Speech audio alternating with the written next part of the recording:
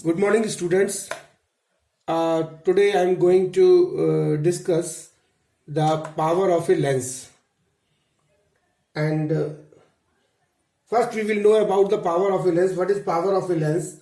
The power of a lens is defined as the tangent of the angle by which it converges or diverges a beam of light falling at unit distance from optical center. So what does it mean?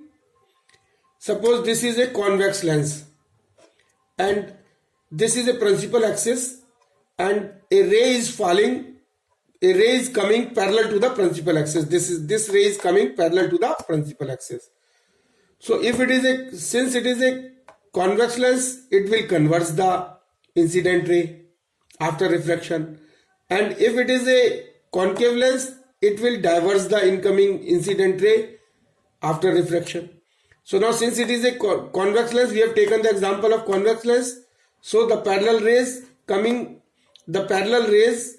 which is parallel to the principal axis is converging at focus F after refraction through this convex lens, and it is making an angle delta with the principal axis. So what is this power of lens? Power of lens क्या कहता है? Power of lens is defined as the tangent of the angle, यानी इस angle का tangent यानी tan delta. तो power किसके बराबर होगा? tan डेल्टा के बराबर होगा. लेकिन कब?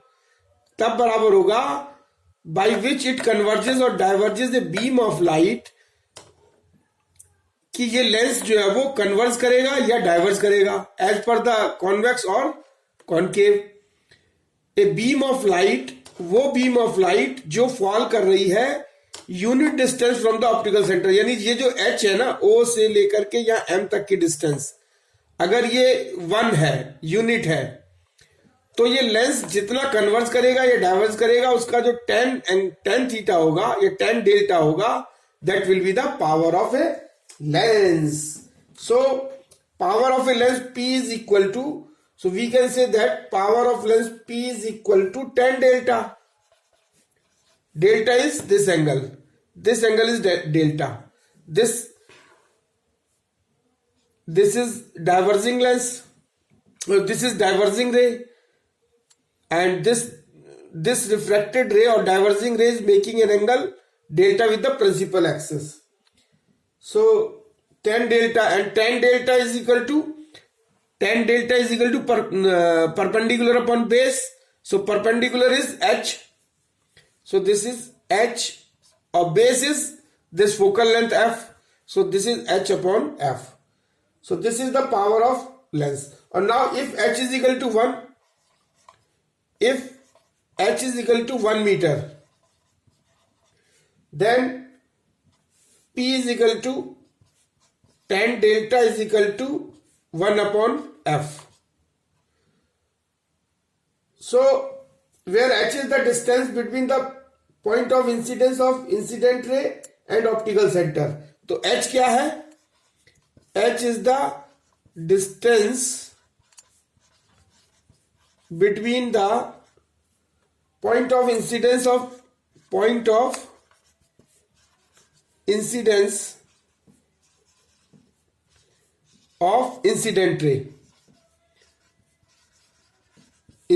ray and distance between the point of incidence of incident ray and the optical center ये जो ऑप्टिकल सेंटर और जो पॉइंट ऑफ इंसिडेंस है इंसिडेंट रे का, उसके बीच की डिस्टेंस को हम कहते हैं h, और it is equal to OM. OM is equal to h.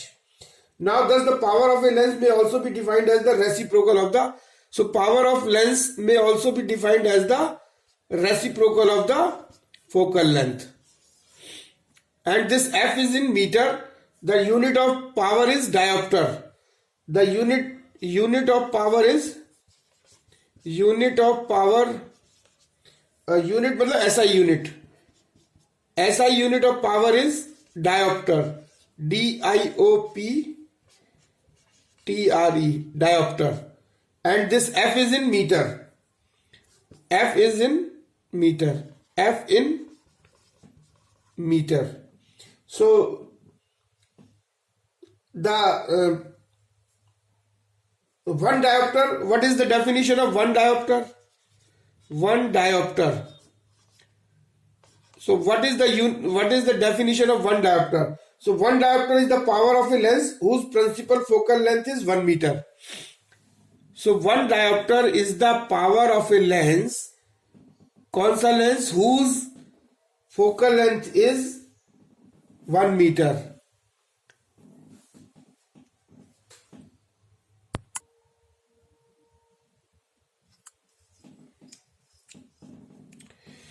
Now power of convex lens is always positive because convex lens is converging lens और converging lens की focal length जो है वो always positive होती है. That's why the power of convex lens is always positive and power of concave lens is always negative क्योंकि concave lens जो है वो diverging lens है और diverging lens की focal length negative होती है. So the power of concave lens is always negative. Now from lens makers formula, अगर हम पावर को लेंस मेकर फॉर्मूला से रिलेट करें, so P is equal to 1/f n minus 1/r1 minus 1/r2. Now the next topic is combination of thin lenses in contact. अगर हम दो या दो से ज्यादा थिन लेंसेज को कॉन्टैक्ट में रख दें और उसका एक कॉम्बिनेशन बना दें, so this will act as a equivalent lens. So ये जो combination of thin lenses in contact will be said as equivalent lens. यानी इक्विवेलेंट लेंस एक ऐसा लेंस है जिसमें जो है वो थिन लेंसेज को कॉन्टैक्ट में रख करके उसका कॉम्बिनेशन करके एक लेंस बनाया जाता है, उसको हम इक्विवेलेंट लेंस कहते हैं. A single lens which form the image of the object at the same position as is formed by a combination of lenses is called equivalent lens. यानी equivalent lens मतलब अगर thin lenses को ले, उनको contact में रख करके एक combination बना दे, that will act as a equivalent lens. And a single lens which forms the image of an object at the same position as is produced by the combination of lenses is called an equivalent lens. Now equivalent focal length and power of two thin lenses in contact.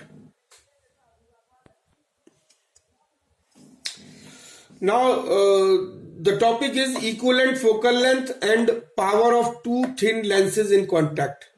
यानी हमको क्या करना है कि दो thin lenses जो हैं लेकर के उनको कांटेक्ट में रखते हैं, दोनों को इन कांटेक्ट रखते हैं और उसकी हमको एक तो फोकल लेंथ निकालनी है,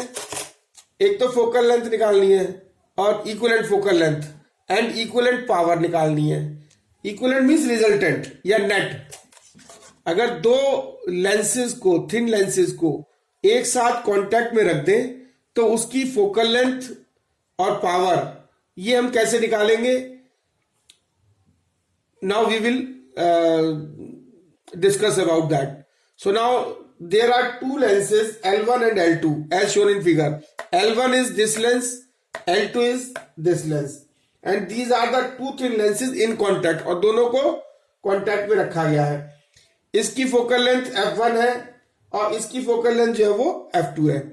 Suppose f1 is the focal length of L1 and f2 is the focal length of L2, and they are placed coaxially in contact with one another. Coaxially मतलब जिनका एक्सेस एक ही है. Now let O be a point object on the principal axis. Suppose O is the object on the principal axis of the lens system, this combination system, and OM1 is the incident ray. Suppose OM1 is the incident ray. This is the incident ray which falls on lens L1, जो है सबसे पहले L1 के ऊपर fall करती है. तो इस L1 के लिए OC1, this is C1, this is C2, OC1 will be object distance u for this L1 and in the अब क्या होगा कि in the absence of this L2, अगर L2 ना इसके कांटेक्ट में नहीं होता तो क्या होता, ये जो OM1 रे है इंसिडेंट रे, ये जो है वो कन्वर्ज होके और ये सीधी ये कन्वर्ज होके जो है ना आई डैश पे चली जाती और आई डैश पे जो है वो रियल और इन्वर्टेड इमेज बनाती। एंड उस समय क्या होता कि जो C1 आई डैश जो होता, दिस C1 आई डैश ये V1 के बराबर होता। तो इस केस में अगर हम यूजिंग थिन लेंस फॉर्मूला, इस केस में अगर हम थिन लेंस फॉर्मूला यूज करते हैं तो क्या होगा कि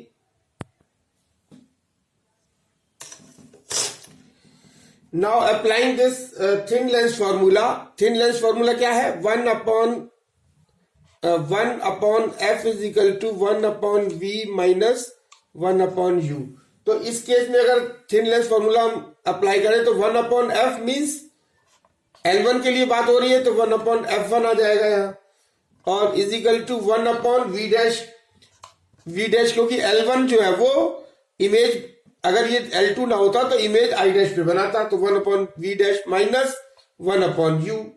this is equation number 1 and the image I dash will, अब क्या होगा कि this image I dash will act as a virtual object for the second lens L2। तो आई डैश जो होगा दिस आई डैश जो इमेज होगी इस समय वो this will act as a virtual object, ये ऑब्जेक्ट का काम करेगी किसके लिए, L2 के लिए, which finally forms its real image at eye, और ये जब इसके लिए ऑब्जेक्ट का काम करेगी और फाइनली ये जो रिजल्ट, ये जो रियल इमेज बनाएगी आई पर at a distance v। So this will be L2 के लिए ये v डिस्टेंस हो जाएगी और L2 के लिए ये ऑब्जेक्ट का काम करेगी और जो इमेज का काम करेगी वो इमेज यहां बनेगी और इमेज की distance C2i is equal to v होगा। नाउ अब इस L2 के लिए अगर हम लेंस फॉर्मूला अप्लाई करते हैं then what will happen, 1 upon F2 is equal to 1 upon v तो हमारा ये वाला v होगा हमारा 1 upon v minus 1 upon v dash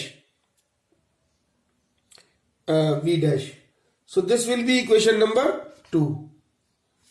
now on adding equation 1 and 2, अगर हम इसको ऐड कर दें, on adding equation 1 and 2 तो हमको तो 1 upon F1 plus 1 upon F2 is equal to हो जाएगा 1 upon V minus 1 upon u। This is equation number 3।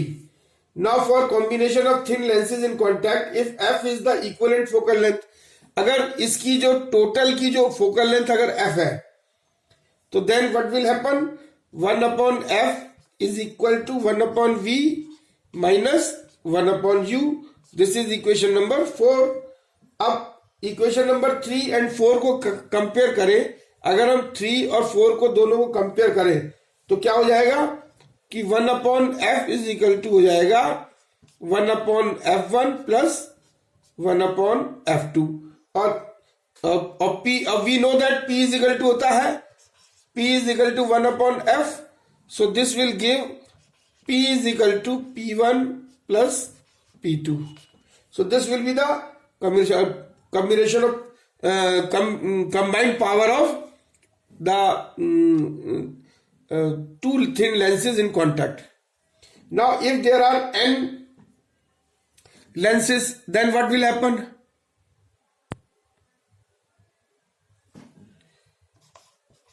for n thin lenses in contact, अगर n lenses जो है वो कांटेक्ट में हो तो उनका जो है वो फोकल लेंथ जो कंबाइंड जो फोकल लेंथ या इक्विवेलेंट फोकल लेंथ क्या होगी, 1 upon f is equal to 1 upon F1 plus 1 upon F2 plus 1 upon F3 and plus 1 upon Fn। और इनकी पावर क्या होगी, P is equal to P1 plus P2 plus P3 plus Pn. So this will be the final result. This is the F is the equivalent focal length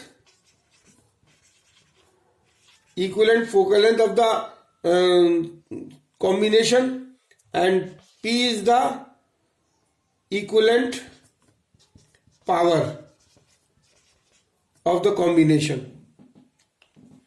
And there are two things which are very important to note. Please note that the sum of this equation is the algebraic sum of individual powers. This is the algebraic sum of the individual powers of lengths. So we have to take into account the sign of the power of length or the focal length of the lens. तो focal length को add करते समय या power को add करते समय we will have to take the sign of the focal length or the sign of the power, because this is the algebraic sum. And the second important point is combination of lenses helps to obtain diverging or converging lenses of desired magnification. ये जो हम ये lens को combine क्यों करते हैं भाई, lens को हम कंबाइन क्यों करते हैं? लेंस को कंबाइन करने का हमारा एक एडवांटेज है कि combination of lenses helps to obtain diverging और converging lenses of desired magnification. यानी इससे हम जो एक इक्विवेलेंट लेंस निकालते हैं इनको कंबाइन कर करके, तो उससे हम जो है वो डिजायर्ड मैग्निफिकेशन का जो है वो लेंस बना सकते हैं, वो चाहे कन्वर्जिंग हो चाहे डाइवर्जिंग हो. It also enhances sharpness of the images, और इससे जो है वो इमेज की शार्पनेस भी बढ़ती है. तो ये दो चीज बहुत इंपॉर्टेंट है जो हमारे एडवांटेज है कि हम जो है वो अगर हमको सिंगल लेंस अवेलेबल है तो हम उनको कॉन्टेक्ट में रख करके उसका इक्विवेलेंट लेंस क्यों बनाते हैं.